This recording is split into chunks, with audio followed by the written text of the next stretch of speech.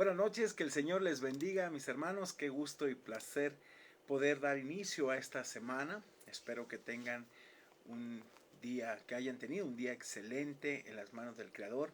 Fíjense que Él siempre tendrá lo excelente para nosotros y debemos buscar su sabiduría para poder ser más efectivos en esta vida.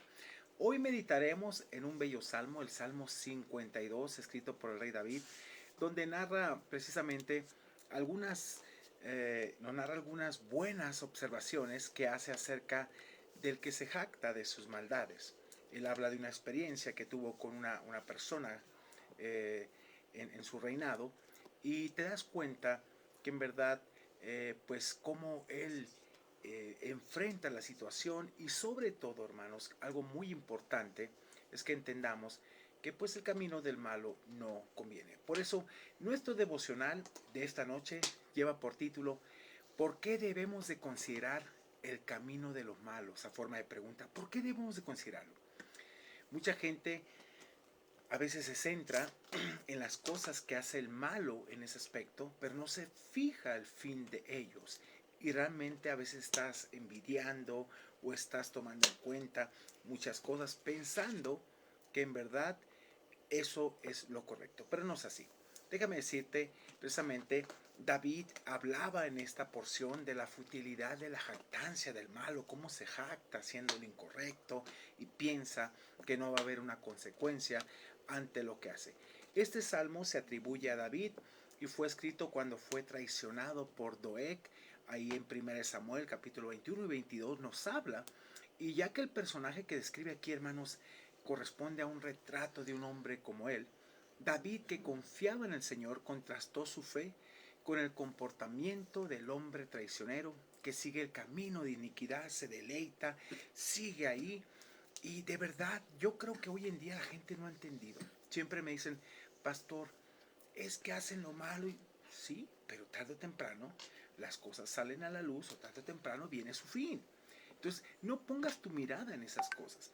Mire, precisamente de los versículos del 1 al 7, vemos la destrucción del hombre traicionero aquí. Y el primer versículo inicia con una buena pregunta. Veamos el versículo 1. Dice David aquí: ¿por qué te jactas de la maldad, oh poderoso? ¿Por qué te sientes poderoso al hacer lo malo y te jactas de todo lo que haces? Y decía aquí: la misericordia de Dios es continua. Es algo que obviamente la persona tal vez no disfrutaba, porque disfrutaba más de la maldad, pero David reconocía que la misericordia de Dios es continua sobre la vida de cada uno de nosotros y que nos da la oportunidad de podernos arrepentir, de cambiar. Pero en este caso, el malvado siempre piensa que se sale con la suya. Fíjese que aquí, dirigiéndose directamente al impío, el poeta reprobó su traición, ahí de los versículos del 1 al 5, y David estaba asombrado de que ese hombre pudiera jactarse de su maldad, sabiendo que era una vergüenza delante de Dios. Y mucha gente así es, se jacta de tanta maldad, de lo que hace, y ay, no va a pasar nada. A cabo, ni Dios sabe si nos toma en cuenta o no. Dios no nos toma en cuenta, y se jactan y hacen lo malo y destruyen aquí, destruyen allá, sin pensar en lo que este salmo nos dice, y que podemos estar tranquilos en verdad nosotros en poner nuestra confianza en Dios, no en las cosas incorrectas. Veamos los versículos del 2 al 4, por favor. Dice David aquí: agravios maquina tu lengua, como navaja afilada hace engaño. Y en el 3 dice: amaste el mal más que el bien, la mentira más que la verdad, le estaba diciendo a este hombre traicionero. Y en el 4 dice: has amado toda suerte de palabras perniciosas, engañosa lengua. Doeg, el hombre traicionero, tenía una lengua engañosa y afilada como navaja, hermanos, como espadas, que destruía a otros con sus palabras. Ese hombre vivía en completa falsedad y maldad, y amaba las palabras que hacen daño. Y hay gente que se deleita en hacer daño, como que en verdad eso le llena, hacer el daño, hablar, y como dice, palabras perniciosas que engañan con su lengua. Y hay gente así como este hombre, que David tuvo que enfrentarlo. Y aquí en el versículo 5, por favor, fíjense lo que dice: por tanto, dice, fíjense, lo está escribiendo, dice: por esto que estoy diciendo, mira, Dios te destruirá para siempre, le estaba diciendo a este hombre. Te asolará y te arrancará de tu morada y te desarraigará de la tierra de los vivientes. David estaba consciente que no había nada bueno en estar haciendo lo malo, que no era nada bueno el hecho de deleitarse en las maldades. Hermanos, si para ti ver estas cosas te asombra, para la gente que hace lo malo le va a asombrar más cuando te venga a su fin. Por eso no debes de poner tus ojos en aquellas circunstancias o la gente que hace lo malo. No te centres en eso, tú céntrate en Dios. Pon tu mirada completamente en Dios, que nada te desvía a diestra ni siniestra. Por eso le dice David aquí, por tanto Dios te destruirá para siempre, al malvado. No hay ningún camino. Por eso quiero hablar de esos temas porque me he topado mucho con la gente que dice, no, pastor, es que de verdad parece que está mucho mejor. No te centres en eso, esto es apariencia. Es lo que dice el Señor, tienes que creerle a Él. Tú céntrate en lo bueno, haz lo bueno. De verdad vale la pena, te lo digo por experiencia en muchas cosas, hermano. Dios le dice, te asolará y te arrancará, David le menciona, de tu morada y te desarraigará de la tierra de los vivientes. Mire, al ver tal impiedad, David predijo que Dios destruiría a ese hombre malo, lo arrancaría de la tierra de los vivientes, que la muerte llegaría para llevárselo repentinamente y para siempre. Entonces, ¿vale la pena en verdad centrarse en eso? No, considera el camino. Y al decirte considerarte, esa palabra se utiliza para ponerte en los zapatos. No hay nada bueno. Si te pones en los zapatos, no hay nada bueno. No va a haber un buen resultado. Por eso tienes que salir de ahí. Versículos 6 y 7, por favor, dice. Verán los justos. Ve el resultado tan hermoso aquí. Verán los justos y temerán. Si conectamos el pasaje 5, nos dice que Dios va a destruir a este tipo de personas. Y obviamente al ver los resultados verán los justos y temerán. Hermanos, cuando reciben noticias de seres amados, de seres que en verdad pues quisiste en un tiempo y que ves la vida de ellos, cómo terminaron, la verdad te aprendes a temer a Dios. Por eso ahí se verán los justos y temerán. Hace unos días murió una persona muy querida para mí, pero su vida terminó mal, hermanos, y mal en muchos aspectos. Y qué feo es, porque aprendes a temer a Dios y dices, no, yo no quisiera terminar en esas condiciones que esta persona, porque obviamente no te puedes burlar de Dios en ningún sentido. Dice aquí, verán los justos y temerán la destrucción que viene sobre ellos. Y dices, no, yo le paro, yo no quiero terminar en esa condición. Y dice aquí, se reirán de él diciendo, y aquí el hombre que no puso a Dios por su fortaleza, vea el contraste, sino que confió en la multitud de sus riquezas y se mantuvo en su maldad. No es bueno eso, hermanos, no es bueno. De verdad que feo cuando te enteras y dices, wow, qué feo terminó esta persona. Señor, no quiero terminar así. Pues por eso cuando David decía, Señor, no quites de mí tu Santo Espíritu, estaba recordando la experiencia de Saúl, decía, Señor, yo no quiero vivir la misma experiencia que vivió Saúl. Pues siempre es un tiempo para cambiar. Ve aquí, David anticipó, hermanos, el gozo que eso traería a los justos. Ellos serían testigos de lo que sucede a una persona que no confía en Dios, sino que tiene puesta su esperanza en el poder que le dan sus propias riquezas. Y aquí la palabra fortaleza se traduce como un lugar fortificado para nosotros. ¿Sí? Y sabe una cosa, precisamente mucha gente pone su corazón, su mente en las riquezas y es su fortificación, pero realmente eso se desvanece tarde o temprano en ese aspecto. ¿Sí? Versículo 8 y 9 nos habla aquí del destino del hombre de fe y por favor ponga atención, hermanos, de verdad, mucha gente ha estado viviendo en algo incorrecto debido a que envidia o debido a que ve la prosperidad del que hace lo malo, se centra tanto y empieza a desviarse. Yo le invito a que usted lea el Salmo 73 sobre el ejemplo de Asaf. Es muy importante. ¿Por qué se preguntará tomo estos temas, hermanos?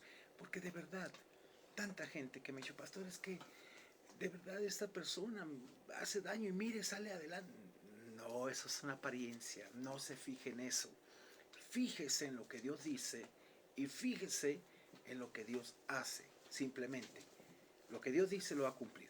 Y tenemos que estar muy observadores de esa parte. No se centre en lo malo, céntrese en quién es Dios y no siga el mismo ejemplo. Versículo 8 y 9 dice, fíjense a la conclusión que llega David después de ver que no hay prosperidad, después de ver la maldad, después de ver la ruina que viene sobre el injusto, sobre el impío. David llega a esta conclusión en el 8 y 9, dice, pero yo estoy como olivo verde en la casa de Dios, floreciente.